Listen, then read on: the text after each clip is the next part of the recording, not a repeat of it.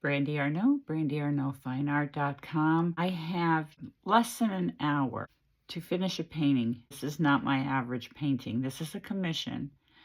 And it is based on a childhood memory of riding on a horse that had a blanket marking. A goat would follow behind them.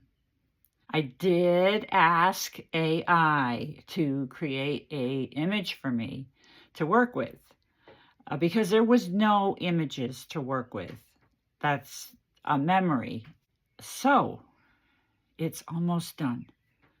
And it's at that point where I could ruin the whole darn thing.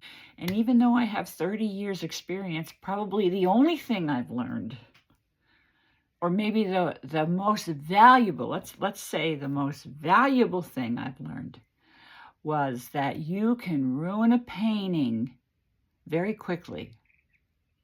And so over the years of the 30 years of experience that I have, those first few years were horrible, horrible. I never, ever wish it on anybody, yet all artists go through it. Now, to the degree that I did, well, some people are smarter than me. Probably 75% of the population is smarter than me, so they won't go through what I went through. So I've learned the hard way to proceed with extreme caution at this point. You must think everything through, and you must be confident in what you're doing. So you can't be wishy-washy with the brush strokes. They have to be applied thicker, which means you need gel medium, and you have to have the confidence that that's where they go. Now, you can always scrape things back off, and I've done that, and rework it. And that's perfectly okay. And I would do that rather than trying to add another layer over what didn't go right. You must scrape off what didn't go right. You must. And not be afraid to start over. Because actually, whether you are aware of it or not, when you do scrape off and you immediately try to repair what went wrong, you have learned something already. And it probably will go better. Now, if it doesn't, my recommendation is that you scrape off and work on something else and come back to it. Are you full-time artist? Are you just getting started? If you're just getting started, your best bet is to wait a day and maybe look into what went wrong, see what other artists are doing. There's a plethora of how to paint videos on YouTube. You know, treat yourself to watching 2 or 3 hours of that, and then try to go back and fix what you did wrong. So I am not at that spot anymore. Thank you, Lord. I can kind of figure it out a little sooner than most at this point, 30 years under my belt. But believe me, I wasn't always there. So I'm going to proceed with caution. I'm going to take you along with me. I think the only area of concern that I have is just adding a little bit more polish to the front and subduing the trees in the back. I want to have that depth perception. And to do that, I've got to have more blue in the trees that are in the background. I was painting them a little too warm, and they need to be cooler. So that's my main goal, is to do that, and then dress up a little bit more in the front. I want to adjust the cast shadows on the animals, and I think we're done. You know, that's going to be it. Sign it, and it's done. So let's see what happens. I'm a little nervous. And it's to finish up this lovely horse and goat painting. And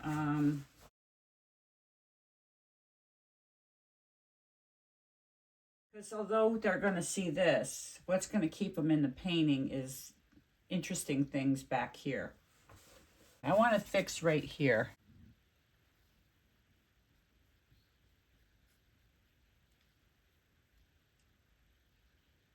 White through here.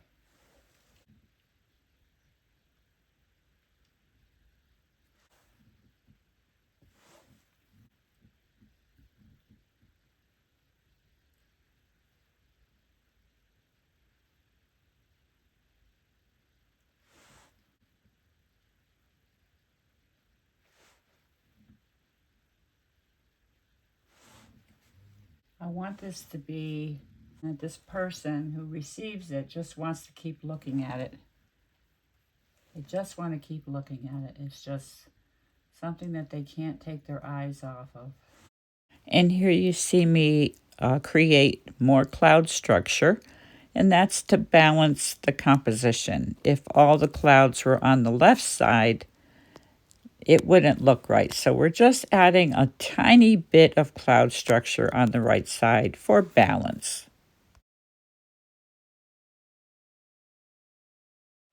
I want to tie these two in with their background. A little bit up through here.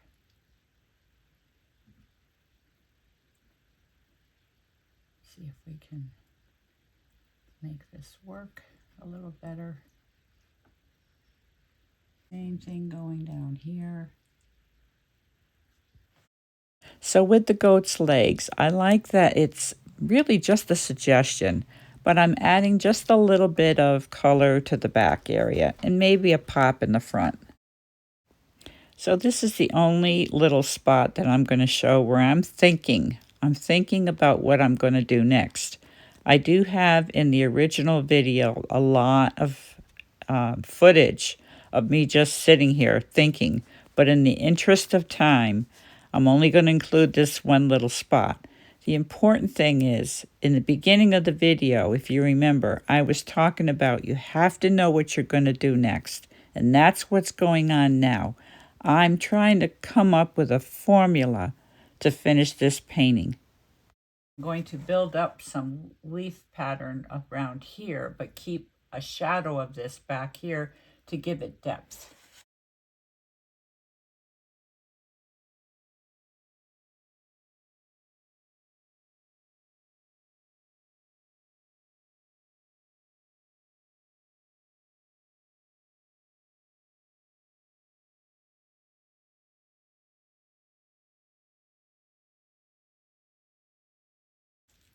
Let me take some of that off. I'm not sure I like that right now. Remember, I said you can always scrape off something that doesn't look right. Well, here's me doing just that.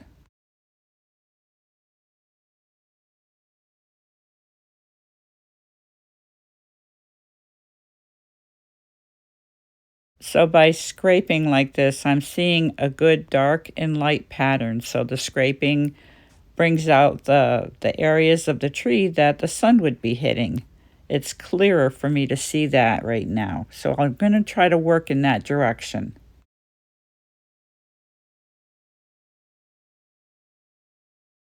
Notice that the green mixture that I'm applying is on the cooler side, a little bit more bluish tone to it. And that's on purpose for atmospheric perspective. And now I'm painting negatively. What do I mean by that? I'm using the sky color and coming in to the tree to create, I guess, more shapes of the tree, more believable, realistic shapes around the tree. In other words, I'm carving out the tree.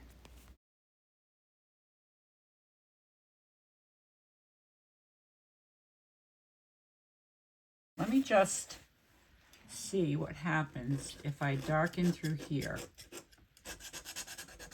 because I feel like I need to have this whole thing right through here dark.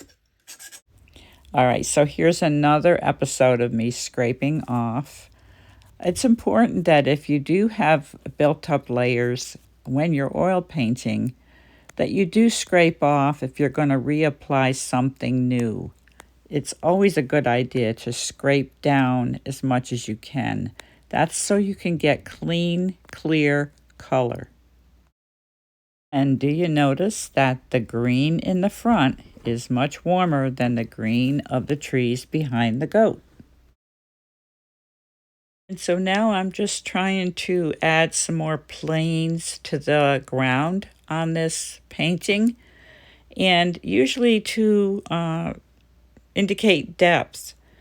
The brush strokes are very thin towards the back, very thin, and then as you come to the front, you have wider brushstrokes. That helps with the illusion of depth.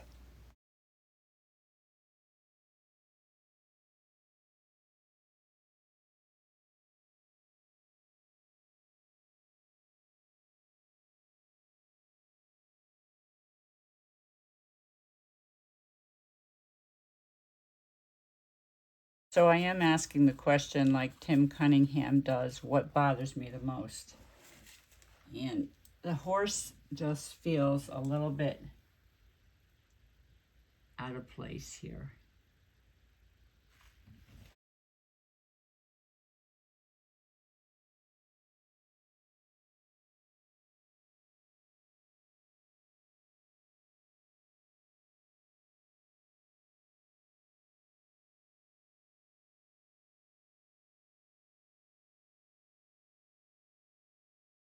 And here I decide it's better for me to carry out the fence line.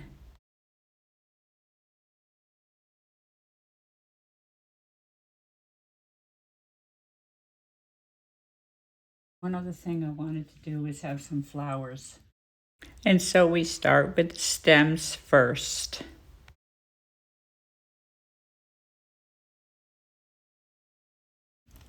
So we're just going to suggest flowers, and we're going to use more feminine colors because this is going to go to a woman.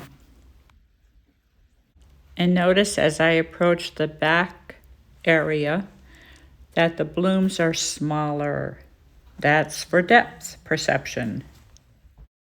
If you're a practicing artist or an aspiring artist, please drop a comment, especially if you got something out of this video.